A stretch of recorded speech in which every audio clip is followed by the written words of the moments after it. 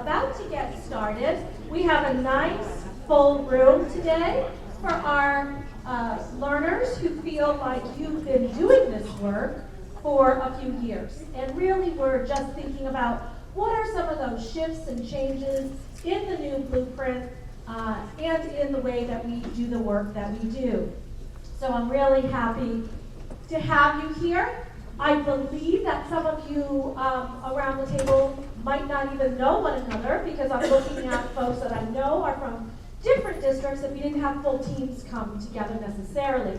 So I'm going to just give you a few seconds to introduce yourselves to those folks around the table. And if you know them, if like you've been working with them for 20 years, try to remember and introduce something that they don't know about you. Okay, so we're just going to do a quick introduction to one another.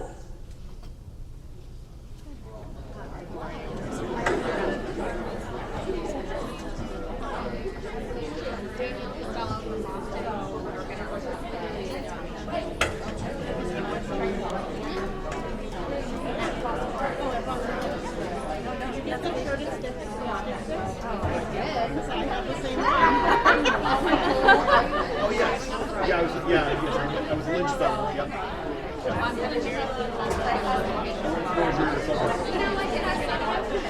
Okay. Hopefully you got to learn around the table. Yeah, I'm in the third year. I'm going to give one more minute just to wrap up those intros.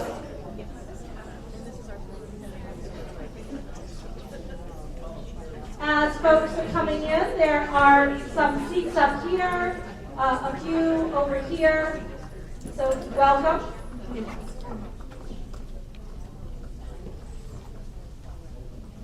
My name is Kristan Rodriguez, and I have the distinct honor and pleasure of being one of the co-authors of the updated blueprint and a lot of the resources and tools that we're going to introduce to you. I spent my entire career as a Massachusetts educator. All but 1 year I've been a public school educator, and now I do a lot of support of public school educators across the Commonwealth. My partner and organization support 2 of the tiered academies, one that deals with universal design for learning and inclusive instruction, and the other that supports tiered literacy. In that work, we support over 100 teams of educators across this state. And so I'm so grateful to see some of those folks in today's session, but also to meet many new colleagues.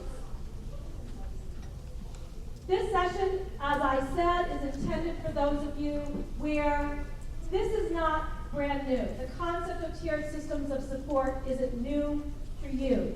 And so we're going to spend the majority of our time in the next hour thinking about what is new in relationship to the previous blueprint and model. And so I want to ground our work in this shift in our philosophy.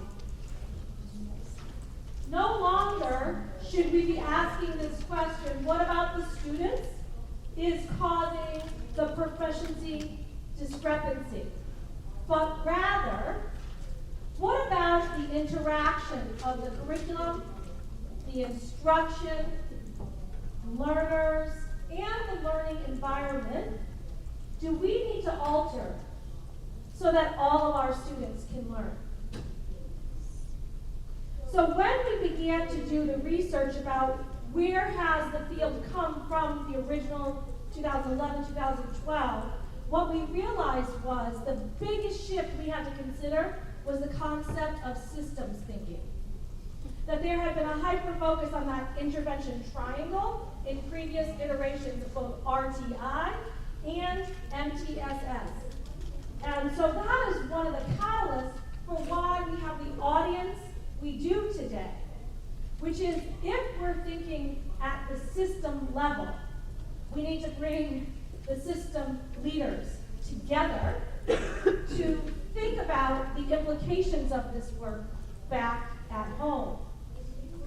I'm going to talk about key distinctions, and for each of these points, I'm going to have some resources and supports and scaffolds to you as we adjust our thinking.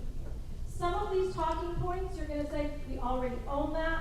This feels very comfortable in our existing system of support. Great, keep doing it. If this is a shift for you, today is an opportunity to start to digest what that shift may be and begin to think about resources, tools, and supports you need as leaders. So what used to be tier interventions to support students with higher levels of need, we have now focused on them being integrated systems to proactively support the needs of all learners. That concept of proactivity versus reaction is important, and it's a key distinction.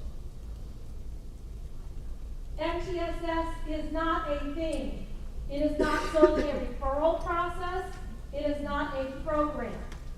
Rather, MTSS is a framework, really, that looks at the full schooling experience and environment for our learners.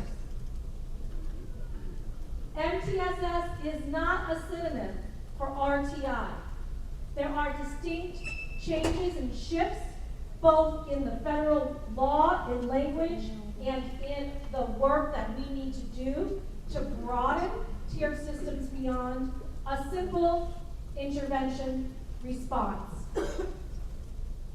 And we really want to make sure that we let you know that we are not labeling students. You're not a tier 1 student, a tier 2 student, a tier 3 student. Rather, these are students that at any time in their academic journey may need tier 1, 2, or 3 support. The last thing is, tier 3 is not synonymous with special education. And we're going to, I always get an applause, a little, that was a quiet one there, about that concept. And that's easy philosophically to wrap our arms around. It's really going to change kind of our approach in a lot of ways. And so, again, we're planting the ideas and seeds today as leaders to think through what are the ripple effects and implications of these statements. So let's take them all one by one. When we're talking about MTSS as an integrated system, we went in and did some research around the concept of implementation science, which I know some of you have experience with, and you go, oh, and some of you have experience with, okay, it's something I understand. And what they found was concept of implementation, regardless of the setting, education, healthcare field, business. There are sets of drivers to any major shifts in an organization. And if we leave out those drivers, what we have is a very shallow implementation. Well, we say the rain isn't hitting the ground. I'll talk to a very excited group of early innovators or a team doing this work. And yet, if I go to that same district and I say, can I go into any classroom? Let me go into any classroom, let me talk to any kid, let me talk to any teacher. The teachers might not have that understanding. We might not see those strategies, those structures in place in application. And so what we're saying here is, if we're doing systems level thinking, that's the full system. The rain needs to hit the ground. The way we do that is by focusing on these 3 drivers of change and understand that this is not something one small team, one small school can do. We have to think systemically in this work. We're going to be focusing in our support around the leadership drivers, the competency drivers, and the implementation drivers. The blueprint articulates what those drivers are, and we have resources and tools that break those down into indicators and elements of what this looks like in practice for you. So here's an example, and I chose leadership because, yeah, that's where we're at, right? The Leadership Institute. So let's look at the 3 subheadings, the 3 drivers under leadership. You can call them drivers, you can call them indicators, shared responsibility and collaboration, resource allocation, and student, family, and community engagement. And if we were to break these down, here's a sample set of elements. It's not all-inclusive, but this is what we mean when we say things like shared responsibility and collaboration. Do we have an active leadership team? Do we have policy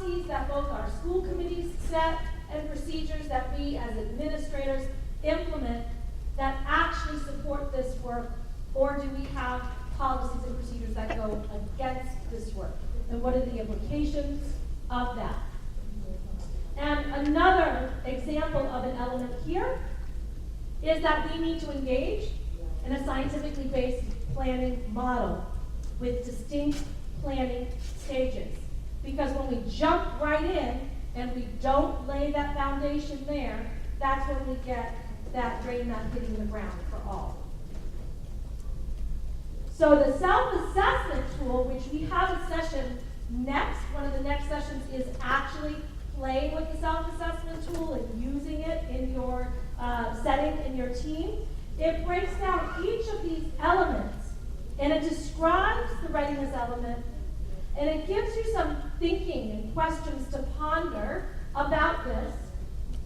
It allows you to rate it on a scale of we're totally there to we're not even started to we're kind of there, we're almost there. And then leaves a column for your team to say what is the implication of this for the work that you do back on site. So that is the most robust tool that I can share with you to support the concept of these implementation drivers. Also, if you have some things going but not all there, we do have something called the MTSS mobilization guide. The mobilization guide has a flow chart. It's a little hard to see up on the screen, but it lets you do things like a diagnostic assessment to see if your team current understanding of MTSS is aligned with the newest research out there, or whether we need to adjust our thinking a little bit. It has the blueprint, it has the visual, it helps you define the working team that can do this work, the multiple teams across the system. And then we have resources such as videos or whatnot to kind of unpack a lot of this content. When you're thinking about the planning process, the one thing we've learned across working with those 100 teams over the past couple of years in our academy is that people love a good scaffold. So they don't want us to come in and tell them, here's how you have to do it. When we work with teams, we don't say, here's your planning template. We say, use your existing planning teams, your existing planning templates. Unless you're not crazy about them, then here's some examples that you can use. But here is a protocol to begin that work about having a conversation. These conversations, this one on the left is getting a guidance document to get your team there, a robust team to do this work. On the right is, you have an existing action plan. A lot of you are advanced, so in your action plans, there currently is energy and effort around the concept of tiered systems. This would let you kind of vet those plans and say, do we need to make some mid-course corrections or adjustments along the way? Another thing is a visioning protocol, right? Does our current vision align with this work? So there's lots of different protocols to support the scientifically planning model that we talked about for you. The next highlight that I want to do, and then we're going to do just a quick turn and talk. The next highlight is that the framework provides guidance on how to do this work better. So we know that we cannot, in some of the other visuals, it was almost like pitted against academic and then like behavior. We know that our students encompass all of these needs and aspects. And so it's a circle that encompasses academic, mental health, social emotional learning, behavioral supports. We've begun to also think about some of those foundational things like wraparound services and safety of our students. We have foundational frameworks that support the concept of inclusive design across all 3 tiers. Universal design for learning used to live in a lot of these versions. Where did it used to live? Turn to your partner. Where did the concept of inclusive practice, universal design for learning tend to live across all 3 tiers? Turn to your partner and see.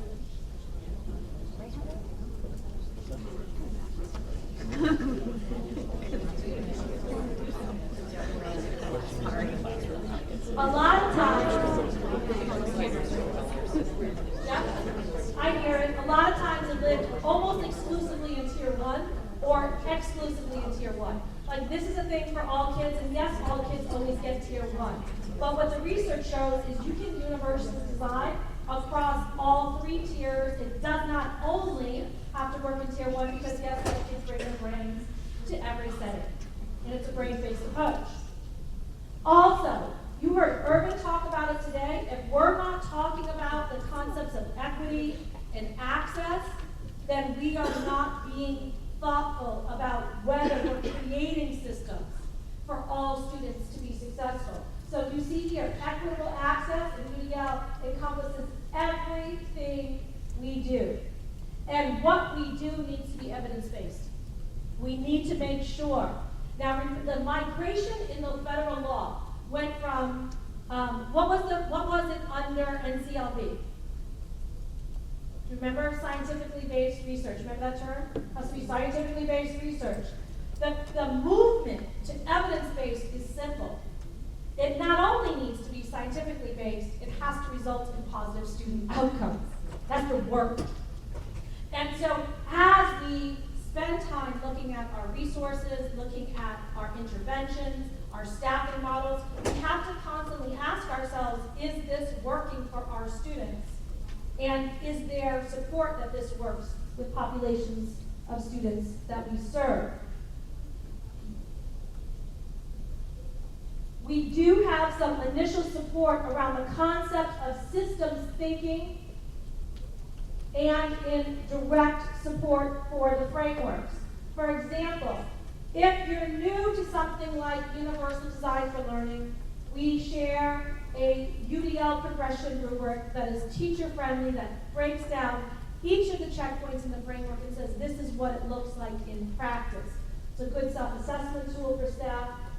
We also offer to you as public schools in Massachusetts free online virtual modules. They're about 1 hour each. You can throw them into a faculty meeting. They're facilitated. They have the videos embedded, a facilitation guide for you. So again, we're really trying to give you some opportunities for free, accessible ways to grow your thinking around these frameworks.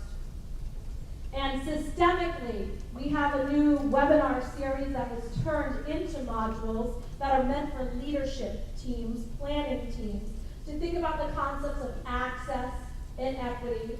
We began this work last spring where we hosted these live webinars and then turned that information into these virtual modules for you. So there are 9 of those as well.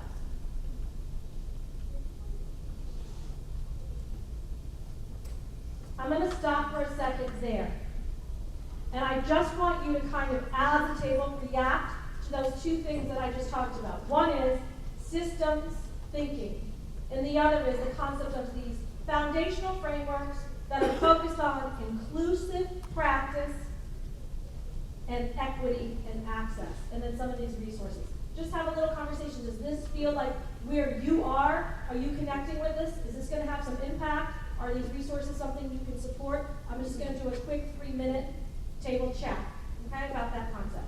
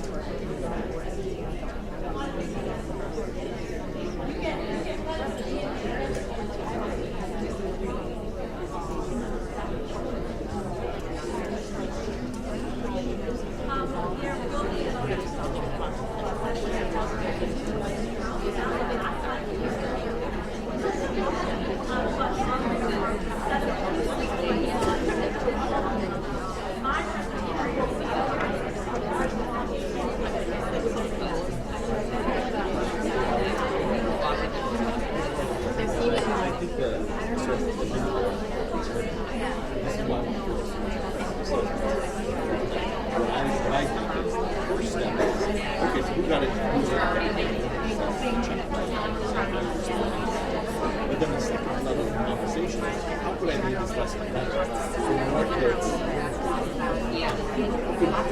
this lesson that they're hearing.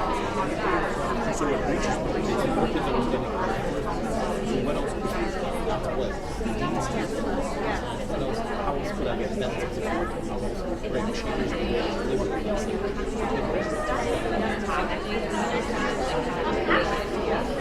We talked about it in the meeting sweater. So we offer lots of red because it's like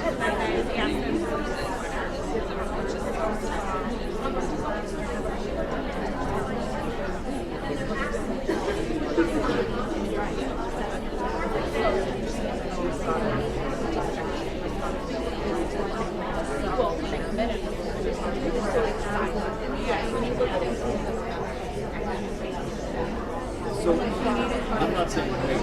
And I think we can get innovators and we can get early adopters and get those things on board. I think the issue is the why. So universal design is the how-to. We need to continue to why we're just saying well, because more people will learn. It's not true. We need to show kids want it. If we had done this, these three kids in the classroom.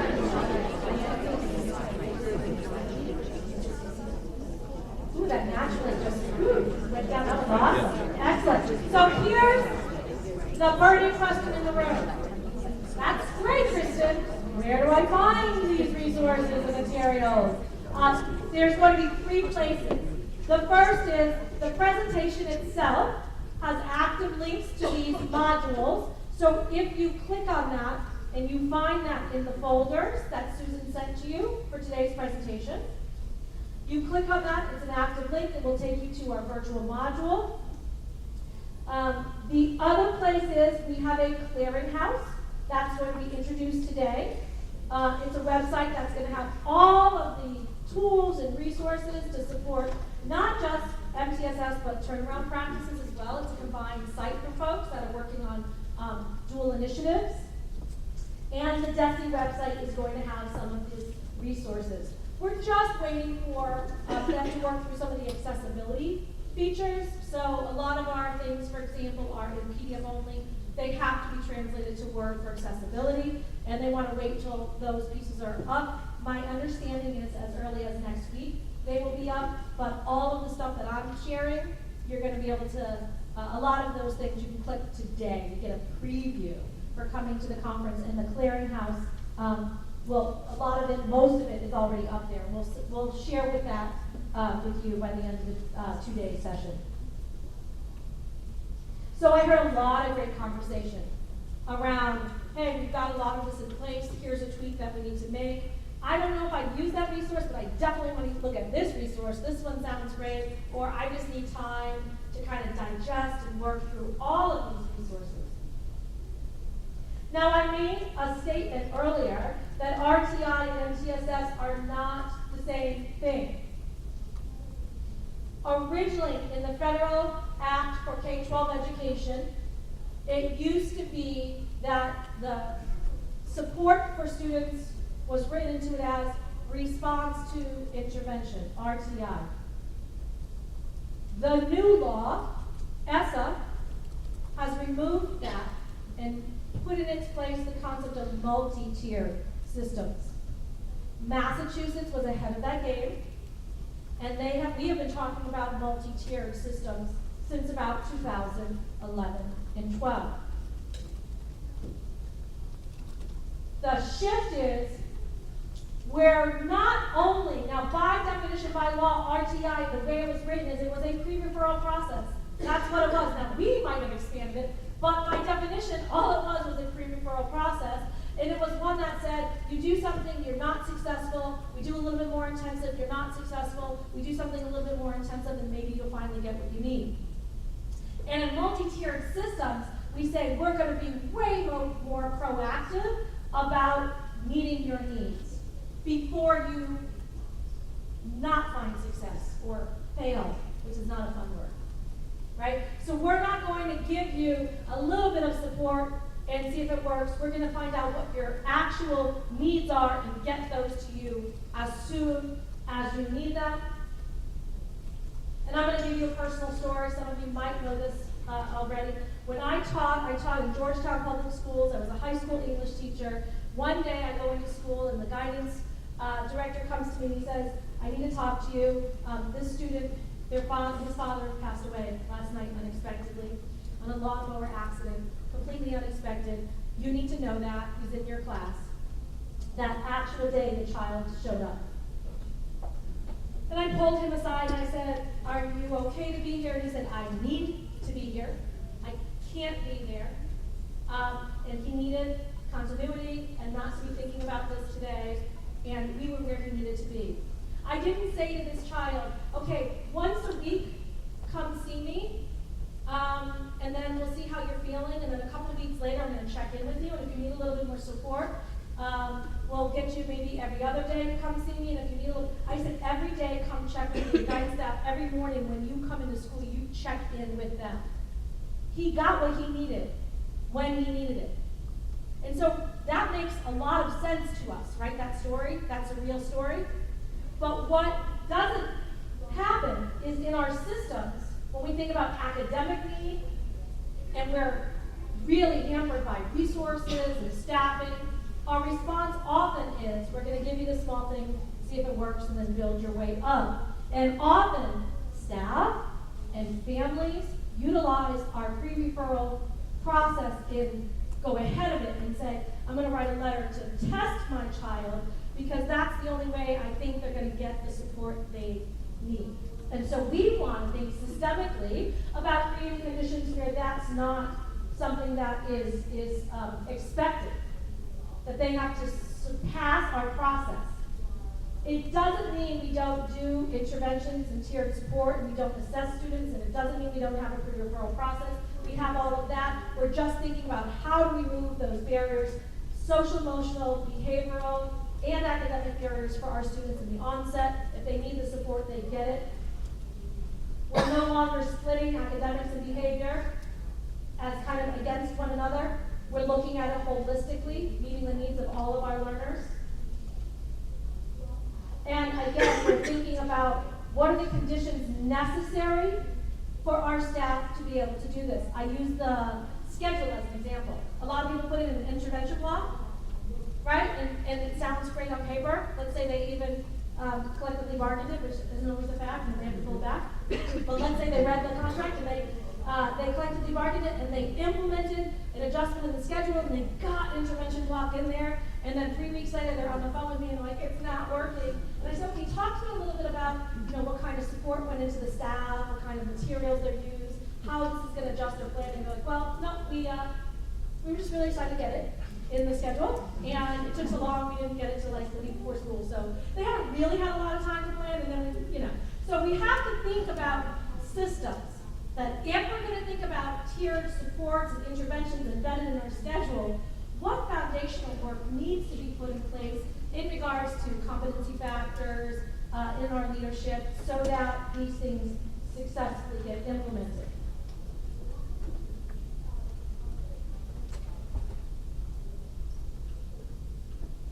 This, for example, is a scheduling tool. This is another one of the tools that we have in our system, and it gives you some tips and some samples of what an intervention block, for example, might look like in traditional schedules, in block schedules, at the elementary level, at the middle school level, at the secondary level, what that might look like. So again, we give you some of those kinds of supports, and then we give you tips that say, these are lessons we've learned through this process.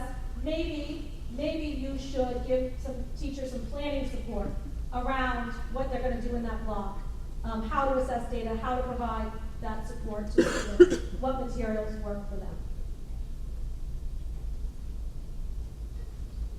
Now, this is another example, and I have a whole session on this tomorrow, which is the concept of supporting professional learning in this, and tomorrow we'll do a whole bunch of free PD resources and tools around this. This particular one is about creating that foundation by removing the barriers from the onset. So it says to you, these are the 5 most common barriers to successful professional development implementation. And then it guides your team through how do we actively remove these barriers if we identify that this is one. time is an example. How do we have the time to have successful professional development? We know it takes roughly 37 plus hours to have any effect on student outcomes and achievement, and I've got 45 things I need to provide PD in and 2 PD days, right? So thinking through those barriers and being really proactive as a system, this is a tool. And again, the reason that I hope a lot of these tools resonate with you is because this is based on what you've told us. These are things, it sounds great, Kristan, but these are things that we've struggled with over the course of a few years. And I want to talk about the distinction between Tier 3 not being synonymous with students with disabilities. Students with disabilities can get support at all 3 tiers. And students that are not identified with an IEP or a disability can get supports across all 3 tiers. The young gentleman, when he came to me, he needed Tier 3 support. I didn't say, no, do you have a defined social emotional disability? Can I see the paperwork? Right? We said, this kid needs that hug, that love of us being present. Metaphorical hug, don't get yourself or me into trouble. Sometimes. Is I'm going to be present for this child when he needs me every single day, and it's irregardless. Chocolate. We talked about it. I said I won't trip over it, and if I did, he owed me chocolate. I almost feel like I broke his clutch, so I think I owe him chocolate. So this concept of they're going to get what they need irregardless of a disability. And I'm going to give this to you in a dental analogy.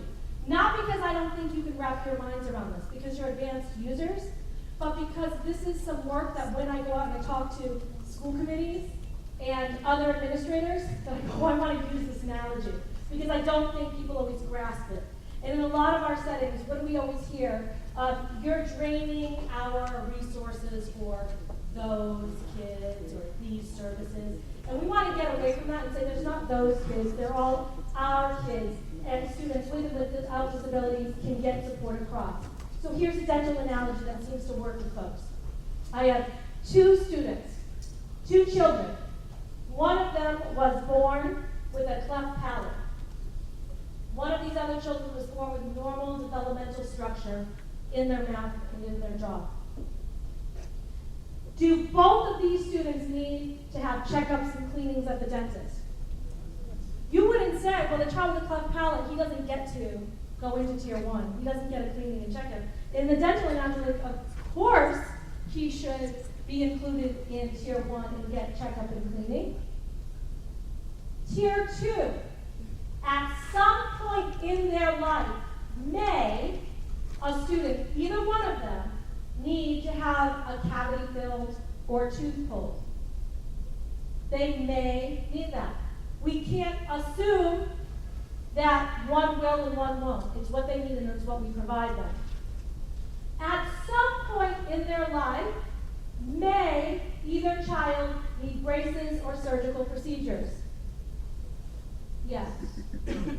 The child with the cleft palate might begin their surgery as early as 3 years old based on the readings that I've done. Sound familiar? Early intervention.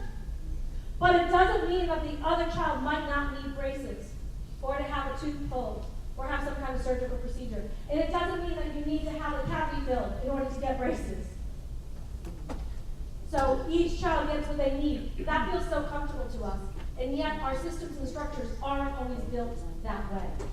And so again, I share that analogy with you, not to educate you because you get it, but to provide an example should you want to share this with others in your organization. You can't see the visual very well, but what is here is there is arrows going up and down. That concept of flexibility and not identifying. We purposely did not put special education embedded in here because we wanted it to be all students mean all students, inclusive of students with disabilities and students that are participating in special education, and they all should have access. However, we did create an MTSS and special education resource tool that talked about the relationship between tiered systems of support and special education. And it did things like define the difference, because inclusive practice and inclusion are not the same thing.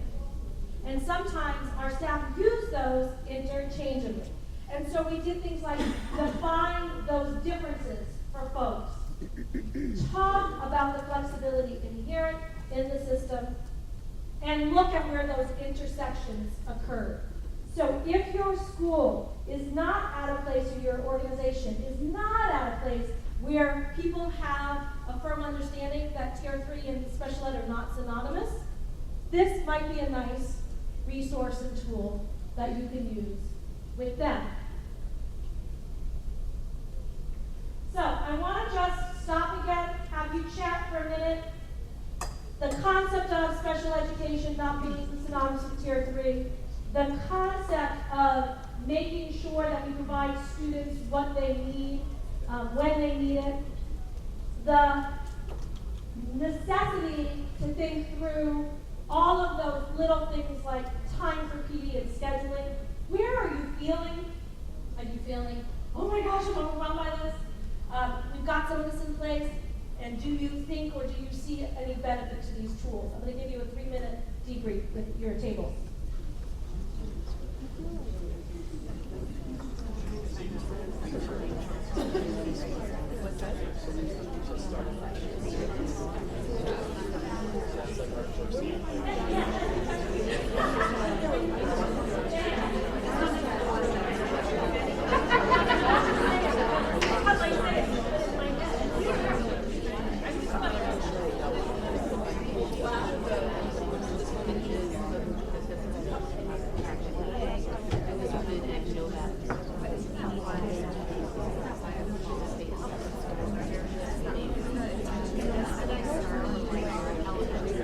It is. So I think the hard part is, people try to, I don't think the state that is going to see pushback. They don't like the message. It's not the person thing. So I think the part that we need to get to is opening the eyes with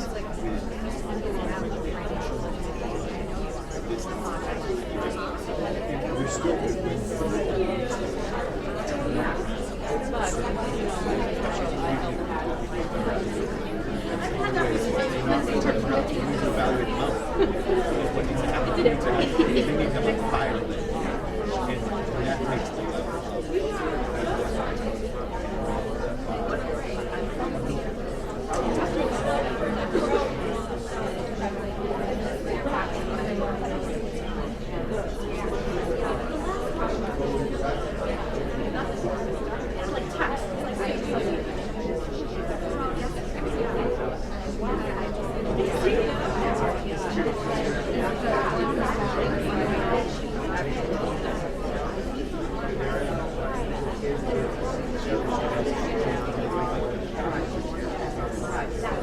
people understand it. So first thing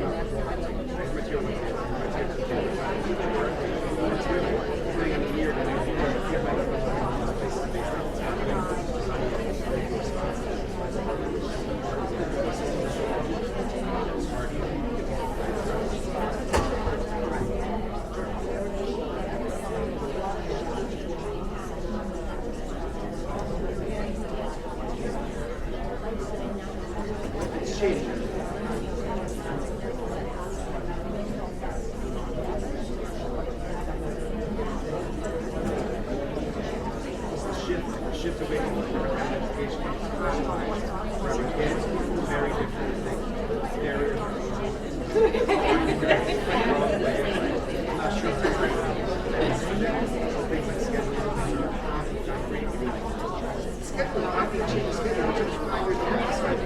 But it's really not that. I'm scared of the shift. Yeah, there is a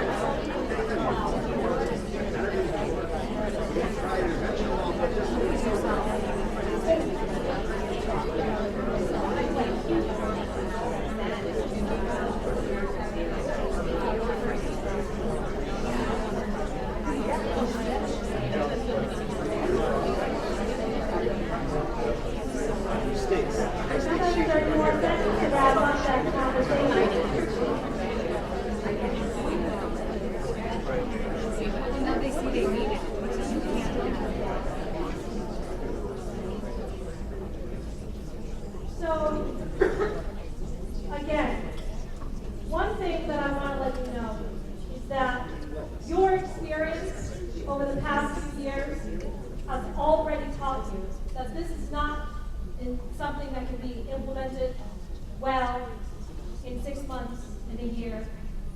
And so the framework of planning and implementation and adjustment is built on a multi-year approach to this work. And it's important that we consider how to integrate any new learning we have about the system into our existing work. This is not something separate, something other. As Becca Shore said this morning, this is school. This is our purpose. And so what we really want you to not walk away with, or I personally don't want you to walk away and say, this is a new quote-unquote initiative that we have to do. Really what we're thinking about is how do we just refine our existing systems to better meet the needs of all of our learners. And so I want to remind you of what you do well by asking you this prompt. At your table, I want you to talk about what's already working in your systems. Because always when we talk about shifts and changes, like this is other, this is new, this is more, there's some really great things that are occurring at your district and in your organizations that work right now. And I want some time for you to pause, to reflect on that, and to share that at your table. So I'm going to give you 3 to 5 minutes to make sure that folks along the table have an opportunity to talk about, this is working really well for us, and guess what? I don't want you to change that. If it's working really well for your students and your organization, keep it up. Keep it going. So let's just do 3 to 5 minutes of that. What in your current tiered system, because we're advanced users, so we all have something going on, what in our current tiered system of support is working for our students and us?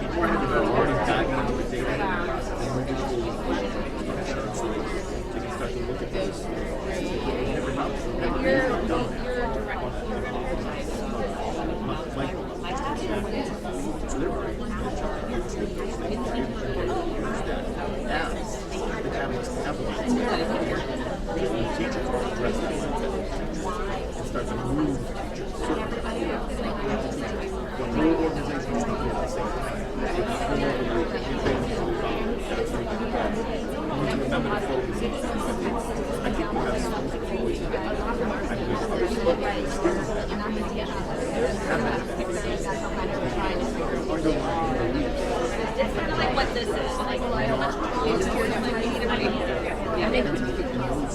the problem is they don't we can do this. Here's my they're pushing back. Great.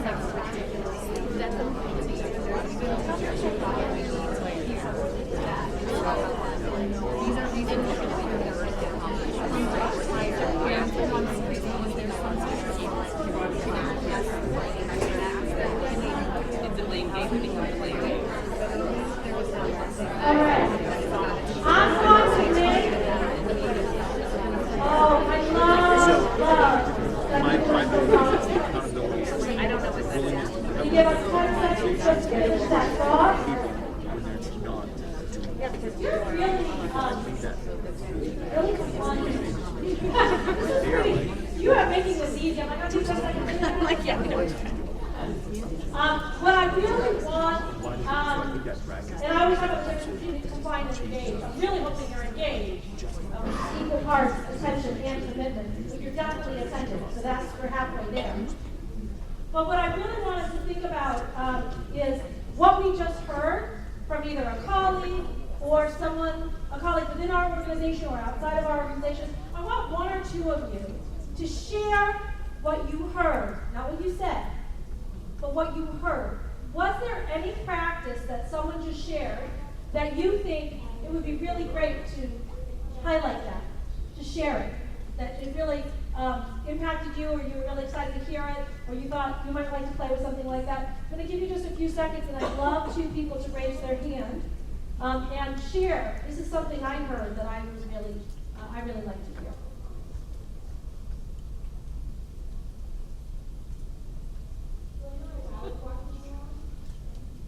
Okay, volunteers. Thank you. I don't know if I have them. Yeah. It's bad. But I go for this, like I'm going in circles. Well, one of the things we talked about at our table was the structures that we put in place for behavior in the district. We have a student support center model, transition room model, we have student support teams that meet regularly. And so those are things that we'd like to build off of. And we also, at the high school level, restructured the schedule to have a block schedule, which allows for intervention during the block period. One of the needs is more professional development around supporting centers within those blocks or interventions in those blocks. And then also the coherence between the elementary schools leading into high school. So we have structures that are in place, but they're not exactly the same. And the way the teachers use the structures might not be completely coherent because we've developed them, but we haven't really had the time to make sure the alignment is there. Right. Thank you so much. And I always say this, if you've seen me speak before, you know I have ridiculous amounts of wait time I allow until it gets uncomfortable, until someone else volunteers. So I will just wait it out. Yay, I don't have to. You can shout and I can feel you fine. What I heard from my colleagues at the table was the idea that they were implementing, thinking about the tiers as an enrichment process. So that while when you think about what all students need and what some need, that at tier 2 and tier 3, it doesn't have to be because there's a deficit, but because they're already doing really well and maybe they need more to go farther. So I thought that was. That's a great concept. And so a lot of folks have adjusted even the language that they use. So in one of the samples, it's called a what I need block, not an intervention block. And so if students need some level of challenge or advanced thinking or opportunities, that's embedded in there, and that's a demonstration of what you're getting at. That multi-tiered systems of support is an asset-based model for all of our students, and it's a model that provides opportunities for challenge for all of our students. And in doing that, we may have to think about how are we structuring our tiered systems of support. Are we only looking at the intervention aspect, or are we also looking at the concepts of enrichment that might be necessary? Now, I asked you to kind of draw out those things that you felt you needed support or were challenged by in the topics that I talked about, those bulleted points. But I want to give you an open-ended opportunity to think about, are there either related to that or other areas in your existing tiered systems of support that you're challenged by? And what are those challenges? What would you like to change? This is a real opportunity to make some mid-course adjustments to your tiered system. It's an excuse. The model is being revised and shared out. It's a great opportunity. What would you change if you could change it? So have a 3-minute conversation around the table. What would you change about your existing model? It could be anything I talked about or anything else.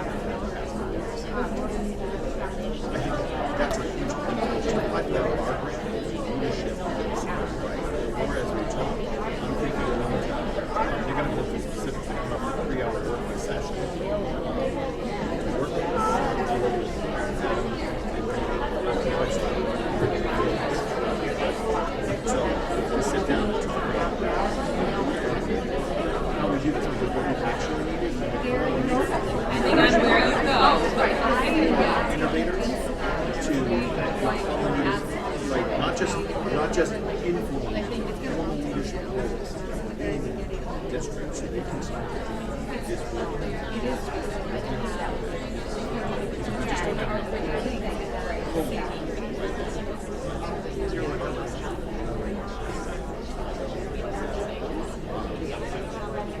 So, I want to use this to create that leadership pipeline. So we're training people.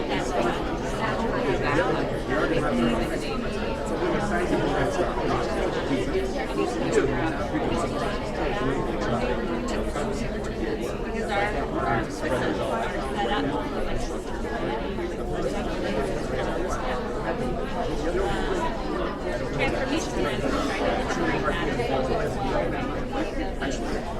High school and middle school, they are. Actually,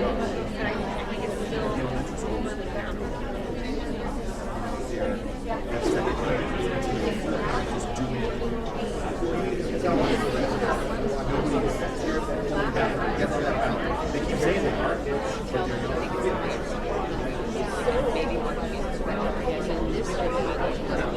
I don't think in terms of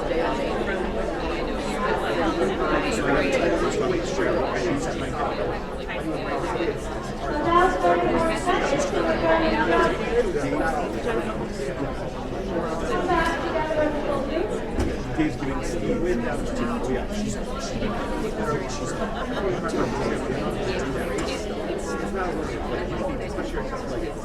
Sherry,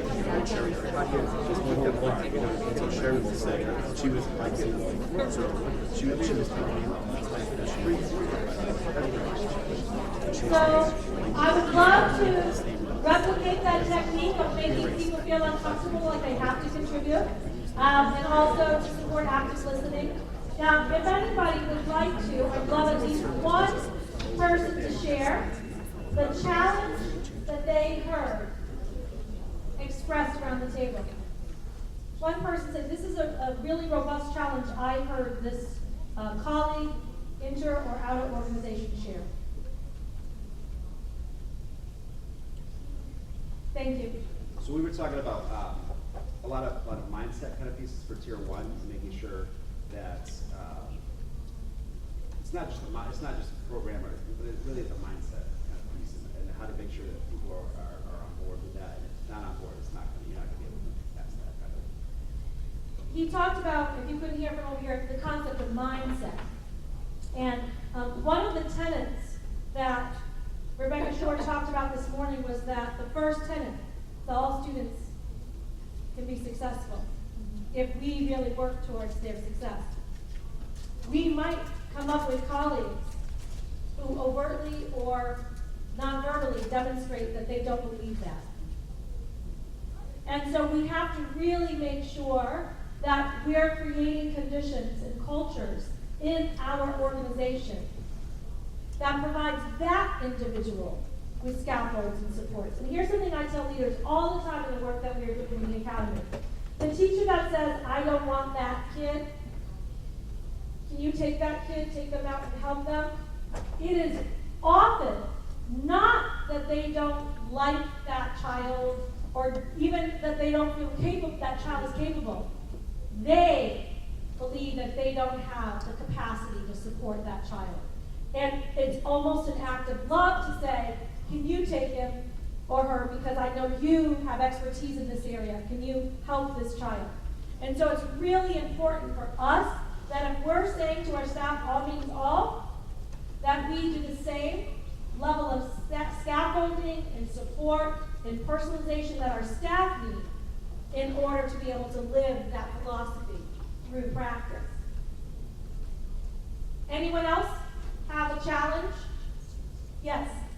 So we were talking about the fact that we have principals who are trying to move their organization.